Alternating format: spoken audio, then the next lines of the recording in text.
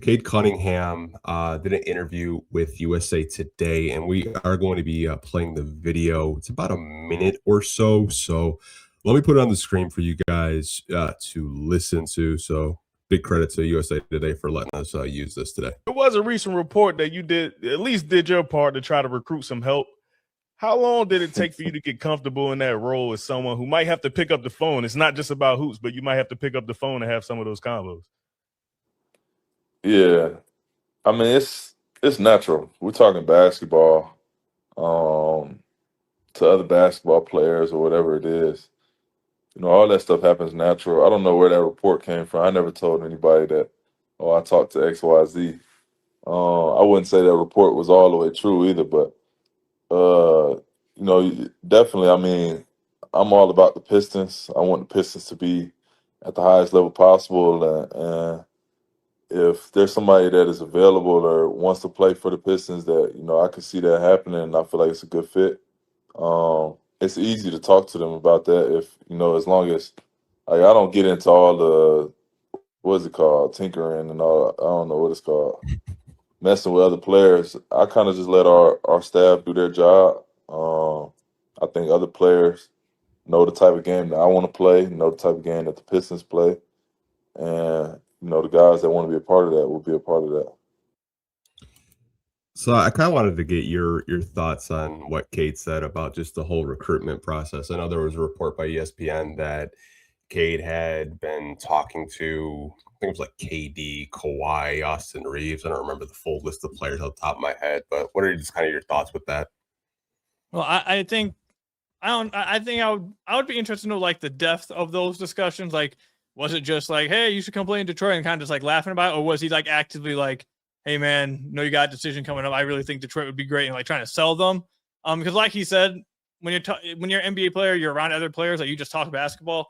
So I'm sure there's probably even more players that he's probably trained with and like, been at pickup runs like, hey man, Detroit would like you. You'd be nice and like just because you just talk. Like that's how it goes. So I would love to know like, was it just that, or was it like he's actively like texting them, calling them, like, hey man, I really think the Pistons would be nice. I think you'd enjoy playing with us. Consider it, like that kind of thing. I think that obviously when you are a player of Cade's stature and when the Pistons are as good as they are now, you're trying to take that next level. This happens with just about every team. This happens with just about every player. You're always wanting to add the best players that are available. You can create connections across the league. He's very close with KD. We know that through multiple like interviews they've done together. They hang out with each other.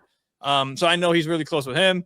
I'm sure there's other players he probably said some things to. I don't really have a big takeaway from it. It was kind of like I feel like you kind of should already know that like Cade probably had mentioned something to like he's a superstar. He wants to win a championship. I'm sure every time he sees someone that could help him, he's like, hey man, think about Detroit. You should come over here. Like, I don't really have any big takeaways from it. I think it was kind of expected answer.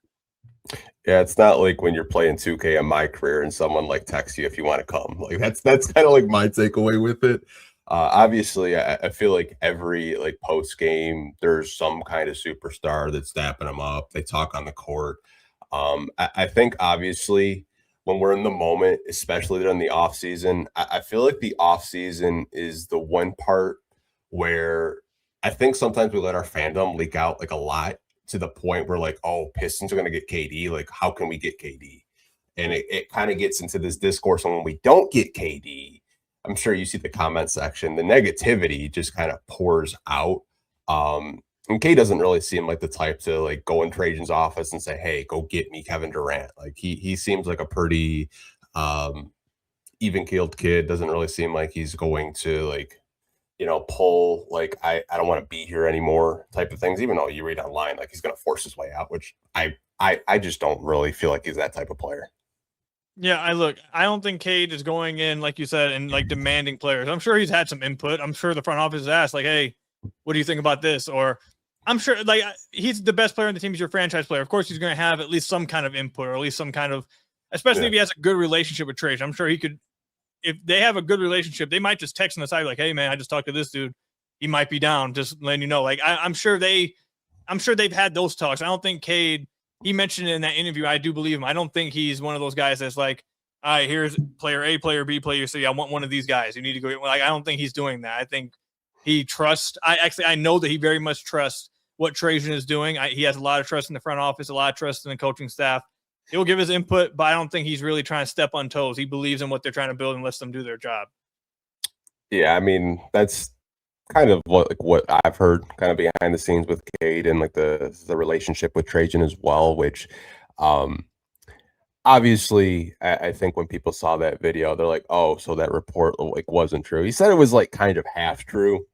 Like I've had conversations with players, but I'm not like actively like getting on the phone or FaceTiming them or like going on like Instagram Live or like, hey, come to Detroit type of thing. Or he's like not pulling a Michael Porter Jr. trying to get Peyton Watson to Brooklyn type of thing, like stuff like that. But like overall, it's off season, you guys. I'm just trying to find topics to do the podcast, but I did want to talk about it for a couple of minutes.